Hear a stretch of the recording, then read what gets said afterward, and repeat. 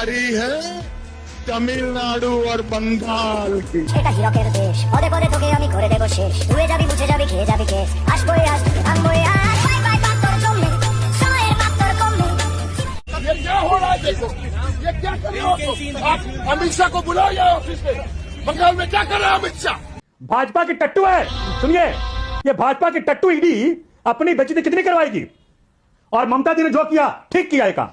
मगर क्यों?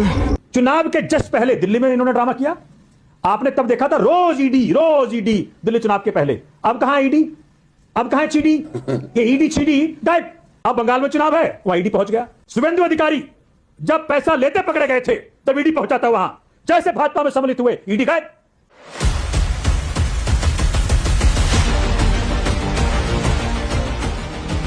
भारत की राजनीति में एक पैटर्न लगभग तय सा हो गया है। जैसे ही चुनाव नजदीक आते हैं अचानक मुद्दे बदलने लगते हैं। बेरोजगारी, महंगाई, शिक्षा और स्वास्थ्य जैसे सवाल पीछे छूट जाते हैं और उनकी जगह हिंदू मुस्लिम की बहस, राष्ट्रवाद के नारे और जांच एजेंसियों की कार्रवाई सुर्खियों में आ जाती है।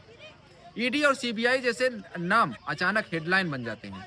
सवाल यह नहीं है कि जांच होनी चाहिए या नहीं, सवाल यह है कि ये सारी हलचल सिर्फ चुनावी मौसम में ही क्यों दिखाई देती है। अब यह पैटर्न पश्चिम बंगाल में साफ नजर आ रहा है, जहां विधानसभा चुनाव से पहले ईडी की छापेमारी ने राजनीतिक माहौल को पूरी तरह गर्म कर दिया है। फाइल ले जाया जा रहा है, ये फाइल ले जाया जा रहा है। ये देखिए, ये फाइल ले जाई जा रही है यहाँ से।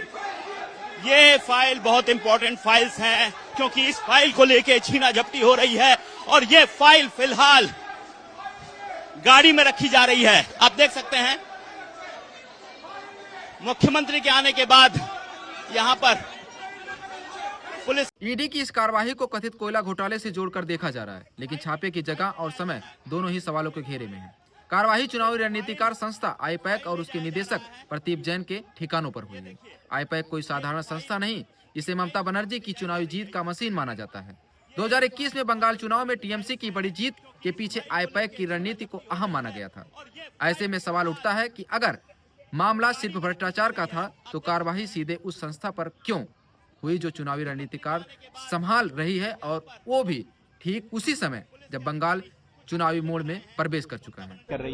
ईडी कार्रवाई नहीं कर रही है, ईडी इलीगली चोरी कर रही है। ईडी कोई कार्रवाई नहीं कर रही है, क्योंकि अगर कोई 7 साल पुराना कोई कोयला का स्कैम हो तो ये 7 साल सडनली बंगाल इलेक्शन के 1 महीना पहले वो जाग उठा और उनको कार्रवाई का सोच याद आ गया।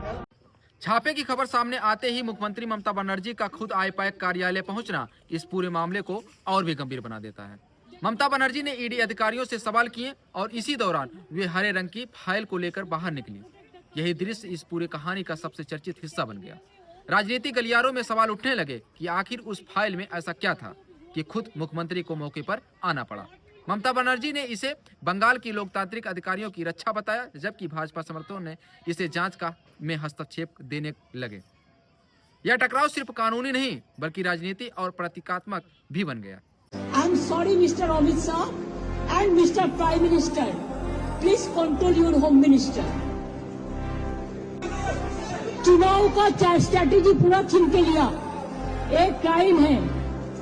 अगर आप हमारे साथ लड़ने नहीं सकते हैं तो अब क्यों हम बंगाल में आते हैं? आप हिम्मत से काम लो, आप लोकतंत्र पुलिस प्रोसेस में जीतो। इस घटनाक्रम के बाद तृणमूल कांग्रेस ने सिर्फ बयानबाजी करके खुद को सीमित नहीं रखा, बल्कि सड़क पर उतरकर ताकत दिखाने का रास्ता चुना। पार्टी के 8 सांसद गृह मंत्रालय के गेट के सामने प्रदर्शन करने पहुंचे, जहां उन्हें पुलिस ने हिरासत में ले लिया। यह प्रदर्शन प्रतीकात्मक था, लेकिन इसका संदेश बहुत साफ था। टीएमसी केंद्र की कार्रवाई चुपचाप स्वीकार करने वाली नहीं है। ममता बनर्जी ने कहा कि अगर भाजपा को बंगाल में चुनाव जीतना है तो जनता के बीच जाकर मुद्दों पर सवाल करे, बात करे, न कि एजेंसियों के जरिए डर का माहौल बनाए।